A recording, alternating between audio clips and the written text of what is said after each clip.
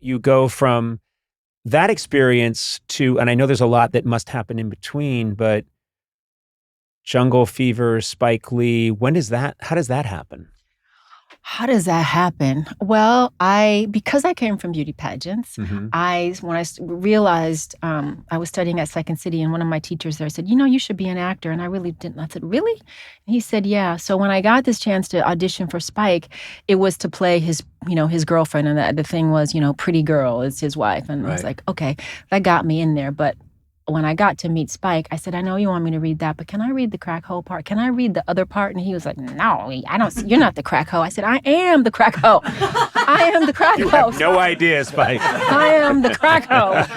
And he was not crack, it's Bananas Foster. That's my crack, but it's still the same idea. So how did you convince him?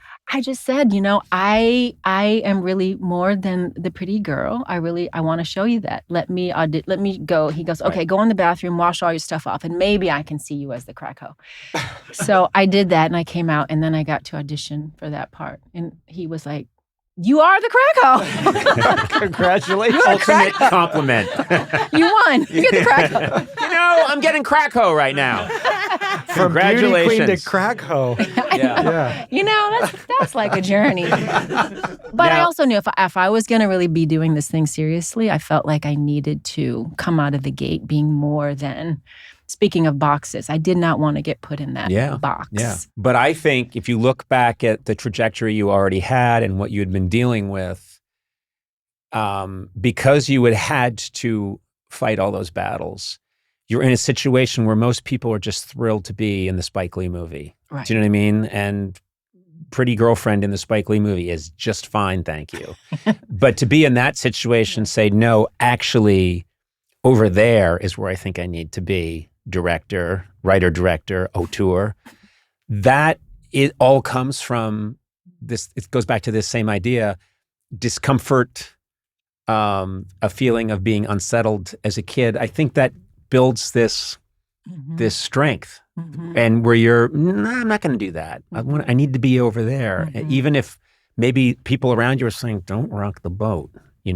This is the part you could have. Yeah, and I knew being a Black woman, it's the bottom. It is really the bottom, and you have nothing to lose. Only to gain by rocking the boat and demanding more and asking for more and being loud about it. You have nothing to lose because you're already at the bottom. And that's really how I felt. It's unbelievable that I'm going to skip ahead to Monsters Ball, for which you win an Oscar, and it's a historic Oscar. It is a seminal moment in film history. It's a big moment.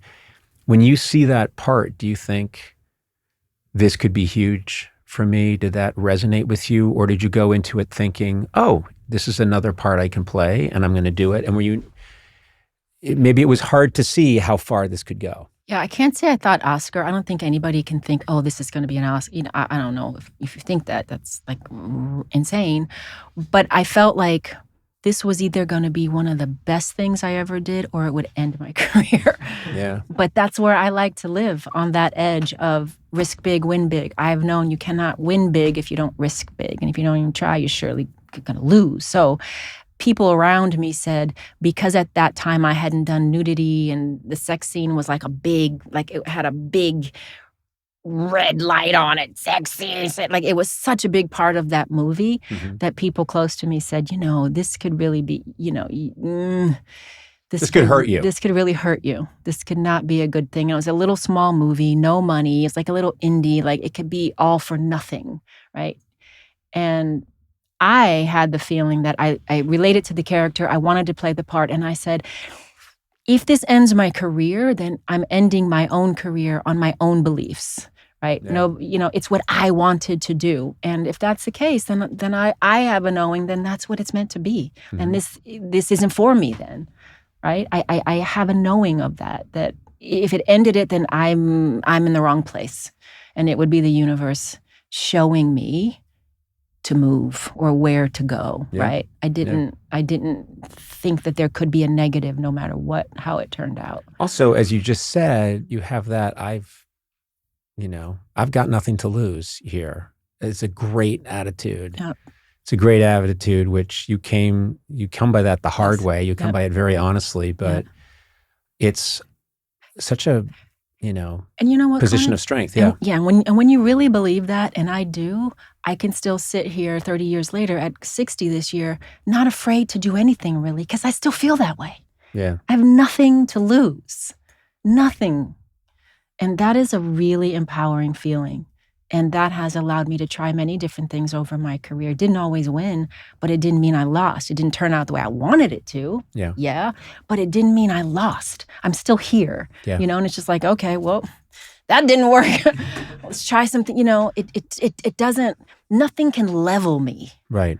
When you're at the bottom. I say that to young people. 'Cause you're already out down there. Yeah, I say that to young people all the time, which is I tell them, you don't get dinged as much as you think you will be for failing. And in order to get it right, you need more shots on goal, right? Yeah. So you have to keep trying. Well, now you're getting to sports, and I don't know what you're talking about. I don't know What either. is I it? just know what that means. Someone help me here. Matt? Oh, forget it. No, not me. There's no one here. Oh, Eduardo. Great analogy. Okay, Come on, there you you know go. what shots on goal means. Exactly. Yeah, You need more chance. You have to keep So trying. there's a ball of some kind. Look, this interview is over. Completely lost me. Oh my God. That moment, I still remember that moment when you won. And like I say, it was a historic win. The first, it's so funny because I was writing notes. I write notes and I can't always read my own handwriting. I was writing them real fast and ideas and stuff. And then I wrote down on a piece of paper like yesterday when I was thinking about you coming.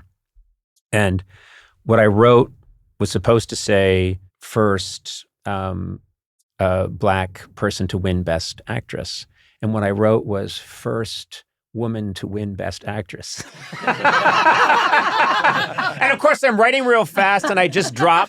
And then this morning, I'm looking it over and I'm like, wow, first woman to win Best Actress. That's amazing. How did she pull that off?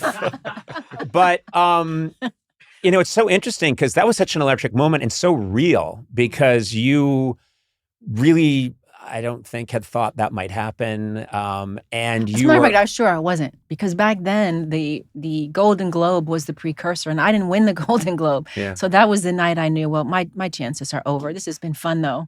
This little movie that they thought could have leveled me got me this far. Like that, it was done then. One of my only memories of that night actually is Russell Crowe. When I walked up to get my Oscar, he saw that I had left the building, and he just looked at me and he was like, "Breathe, mate. Just breathe, mate. You gotta breathe, mate." I was with him in a Lamaze class. And that is exactly how he sounds. And it woke me up to, I Yeah. gotta breathe. And I gotta turn and I gotta talk to these people.